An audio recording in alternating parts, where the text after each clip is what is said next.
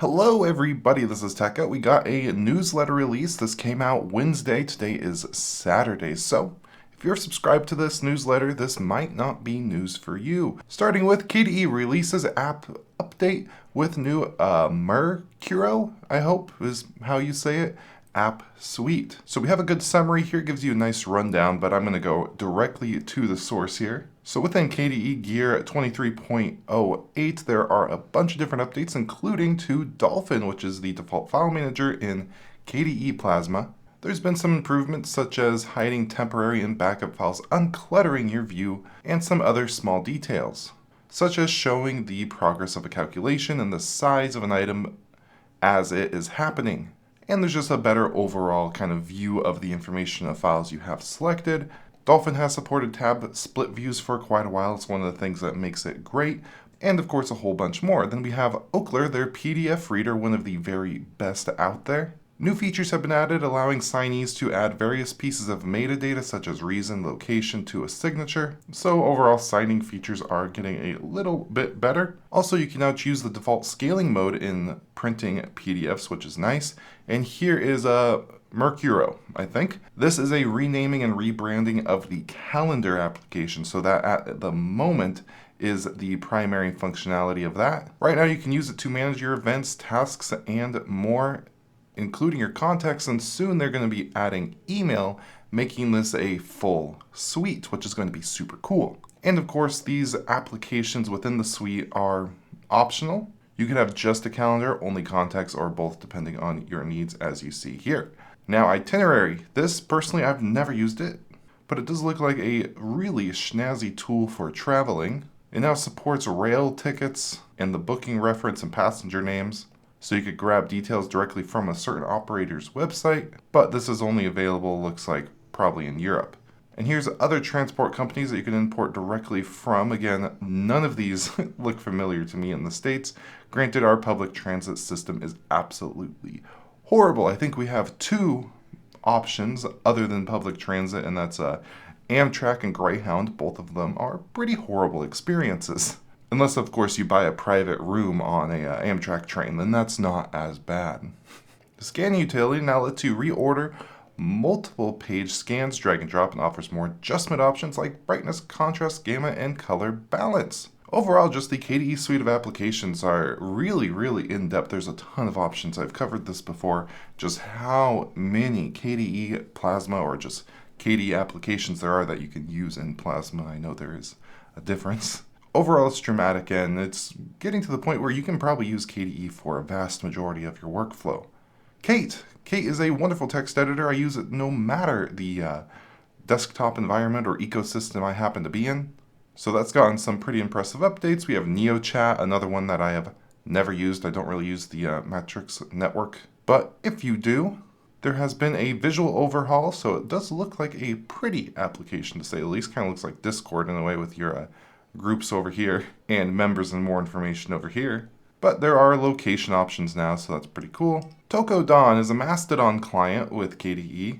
Received a visual overhaul, real nice, clean application to go ahead and view that. If you did not know, I do have an account over on Bostodon, so you can follow me there if you are not a fan of Twitter, or which is now X. If we go back here, one of my favorite KDE projects has its very own changelog. This is KDE Live. Absolutely wonderful video editor. It does look like in this release they're focusing on a lot of fixes and whatnot, which is really good. Beautiful application with a ton of different options and tools that you'd expect in a video editor, but it's known for being like buggy. Like in these animations here, if I had this many timelines, honestly, I'd be a little stressed out that it would crash any moment. But it's really good that they are focusing on just general fixes. But of course, in these animations, we can see some visual improvements, such as a new fit all tracks option, so you can actually see everything. Shift-Z will adjust the timeline zone to selected clips, so you can see you select those, Shift-Z, and now you have your zone there, so you can easily render out just a little section of the project if you need to. Toggle between timeline tabs using keyboard, that's very nice, and of course added character count and zoom options in the subtitle editor. With how good these updates are turning out to be, I'm really excited for that next version of Plasma. Now, before we go on to the next little bit of news, I do need to thank the sponsor of today's video, Akamai Connected Cloud. They sponsor a lot of the videos on the channel, and that is because I love them. I love to use them. I use their services to easily spin up Linux servers in the cloud if I want to do either something really quick or host something that I need to not be local, such as my analytics instance for my website. It's really easy. You can pick between a wide variety of Linux distributions, or you can use their marketplace of applications to get something spun up super easy and quick. And for new users, you could go ahead and get yourself a $100 60-day credit to get started today. Next up, we do have some Fairphone news. If I were to compare it to something, it would be just like the Framework laptop. It's very easy to take apart, switch out components, upgrade various things if needed. Doesn't connect directly to the Linux world, however, the values and whatnot are very close to the communities.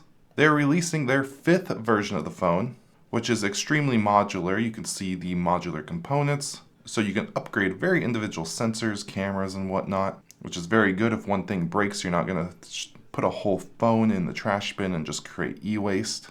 Things are ethically sourced. There's a 5-year warranty, and they'll offer support until 2033, which is 10 years, which is a huge time frame compared to other phone manufacturers.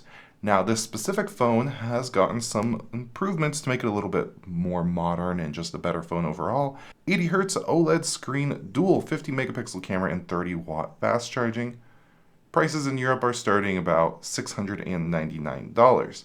Now, overall, there is just one con when it comes to things that are incredibly upgradable. Phones like this right here, this is the Pixel 6 that I use daily. This, if I dropped it in a bowl of water or something, it will be fine. These do not have like submergible IPS ratings, so if you dunk this in water, because all the components are upgradable, there's not as much sealants and glues and things like that, so water can get into these things pretty easily, so there are pros and cons. In the comments on The Verge, we do see some people criticizing the price, which is a little steep for what you're getting technically. But this person does argue the company is delivering sustainability with a little premium. The fact that Apple and Google aren't doing this is disappointing. And if we go down, we see the criticism for the price. You could get yourself a Pixel 7, get insurance, and donate some money, which to me is a bit of a silly response. That's not the point. But yeah, if you do want to get involved in the debate and arguments, there's always going to be debate and arguments somewhere on the internet. VanillaOS released the developer version of Orchid, the next version, which is going to be based on or built on top of Debian instead of Ubuntu, making it really easy for the team, or making it more efficient for the team, because they don't have to go through and remove Ubuntu bloat, basically, when they come out with more releases. If you don't know, VanillaOS is a really nice immutable operating system, which I have covered in the past. I'll go ahead and link to that video directly down below if you do want to check it out. Overall, it has some really cool features. There's a virtual subsystem which exposes your desktop to various packages that you have installed in that subsystem. Overall, it's really cool, and if you do want to check that out, you can look here. Now, we are going to talk about Firefox. There is both good and bad news when it comes to the 117th version release. If we scroll down here a little bit, we do have a brief overview here, but if you go over to the 9to5 Linux page, you get much more information. There is some typical updates, such as removing the screen sharing indicator on Wayland systems. You can disable Firefox from forcing the context menu to be displayed when pressing various keys on a web page. There's been improvements in scrolling YouTube video lists when navigating with a screen reader. And now you have credit card autofill for various locales now. So honestly, some pretty decent and not too exciting updates in that regard. It didn't make it into this release, but they're soon going to be doing local translation, which is a really nice for privacy and whatnot. Didn't make it in this release, but that may be something we see soon. Now, going over to some more depressing news. According to FOSSPost, Firefox has lost 70 million users in the last 5 years, taking it down to roughly 176 million users. And of course, this isn't how linear projections actually work, but at this rate, Firefox won't have anybody using them in about 10 years. That's probably not going to be true, but that just helps you kind of visualize how much people are actually dropping the browser. And I can't really scold anybody or be too hard on it. I'm currently using Edge at the moment. I do have Firefox. I switch between my browsers for different use cases. I personally find that easier than having multiple profiles on a single browser. I'm weird. But with that, are you still on Firefox? Is that a browser that you actually use on a daily basis? I'd like to know down below. I've been using basically Microsoft Edge and Firefox back and forth, probably 50-50 for quite a while now. So yeah, let us know down below. And with all that, I do hope you have an absolutely beautiful day. Like always, everything I mentioned will be linked down below, either directly or in this newsletter. So with all that, I do hope you have an absolutely beautiful day, and goodbye.